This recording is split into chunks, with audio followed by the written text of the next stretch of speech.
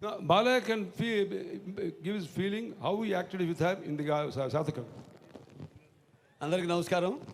ముందు మా గౌతమి బాలశ్రీ గారికి అమ్మగారికి నా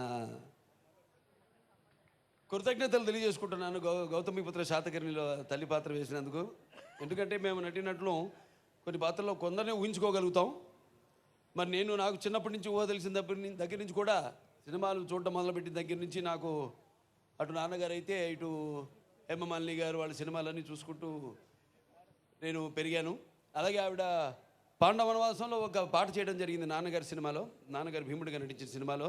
ఆ తర్వాత శ్రీకృష్ణ పాండవ్యం సినిమాలో ఆవిడని రుక్మిణి పాత్ర కోసం అడగడం జరిగింది. అప్పుడు నాన్నగారు I think father ask you for that Srikrishna Pandavyam Rukmini role.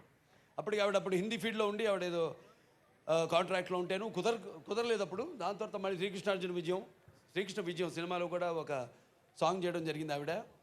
మరి ఆవిడ ఇప్పుడు రాజకీయాల్లో కూడా ఉంది. అటు అలాగే ఒక నర్తకిగా ఆవిడకి ప్రత్యేకమైన స్థానం ఉంది. అటువంటిది ఆవిడ మళ్ళీ మేము అడగగానే ఈ యొక్క గౌతమిపుత్ర శాతకర్ణి సినిమాలో నేను అన్నాను ఆవిడ లేకపోతే ఆ సినిమా ఉండదని.